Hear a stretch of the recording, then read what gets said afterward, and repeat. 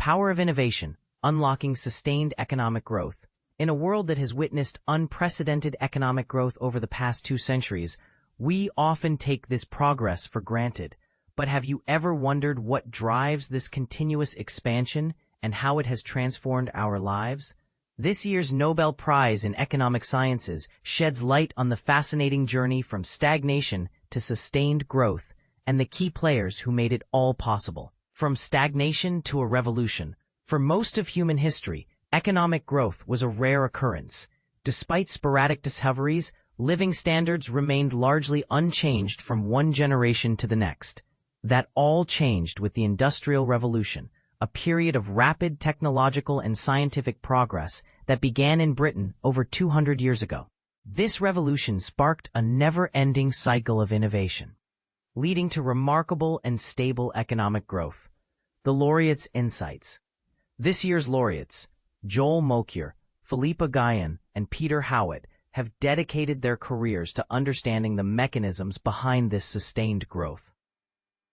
Mokyr, an economic historian, explains how scientific breakthroughs and practical applications can enhance each other, creating a self-generating process that drives economic growth. He also emphasizes the importance of an open-minded society that embraces change. Aghion and Howitt, economists, take a mathematical approach.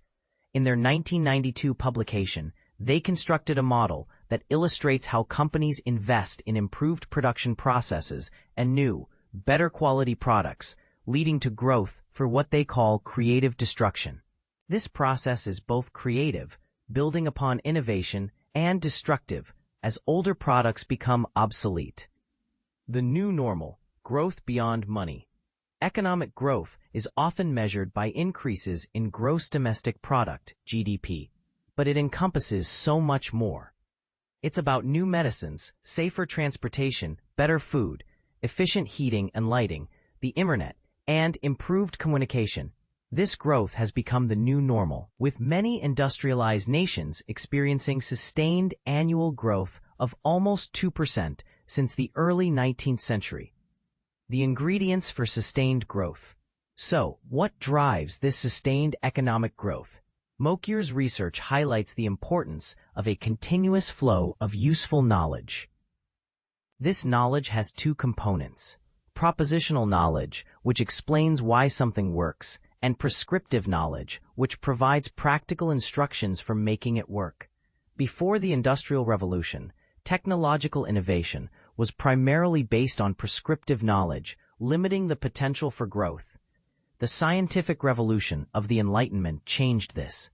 Scientists began to demand precise measurement methods and controlled experiments, improving the feedback loop between propositional and prescriptive knowledge. This led to a greater accumulation of useful knowledge, facilitating the improvement of existing inventions and their application in various fields, from theory to practice. However, turning new ideas into reality requires practical, technical, and commercial knowledge. Mokyr stresses that Britain's sustained growth was due to its skilled artisans and engineers who could understand designs and turn them into commercial products. Additionally, an open society that embraces change is crucial, as technological advancements often disrupt existing structures and create resistance from established interest groups. A transformative process.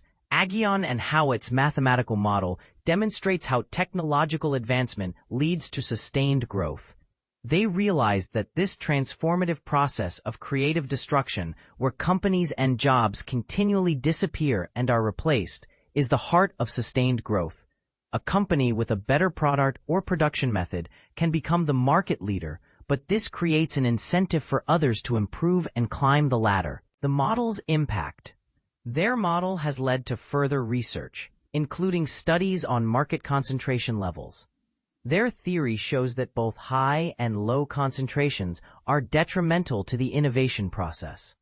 Despite this, growth has slowed in recent decades, possibly due to some companies becoming too dominant. Their work suggests that more forceful policies may be needed to counteract excessive market dominance. Welfare effects and society's role.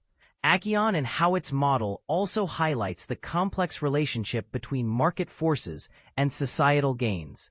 While companies understand that their profits from innovations won't last forever, the value of these innovations to society continues to grow.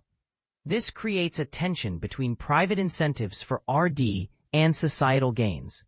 Their theory helps us understand which measures are most effective in supporting R&D and economic growth. The future of growth, Mokyr's, Aghion's, and Howitt's research provides valuable insights into contemporary trends and important problems. Mokyr's work suggests that AI could enhance the feedback loop between propositional and prescriptive knowledge, accelerating the accumulation of useful knowledge. However, sustained growth also brings challenges, such as negative side effects and increasing inequality. Well-designed policies are crucial to address these issues and ensure that technological development remains a self-correcting process. Conclusion: the laureate's work reminds us that sustained growth is not a given. Economic stagnation has been the norm for most of human history. By understanding the threats to continued growth, such as market dominance, restrictions on academic freedom, and regional knowledge barriers, we can ensure that the machine of creative destruction continues to drive progress. Their insights are vital in shaping a future where growth benefits all and does not come at the expense of sustainability. Further reading and recognition. For more information on this year's Nobel Prize in Economic Sciences and the laureates' contributions, visit www.kva.se and www.nobelprize.org.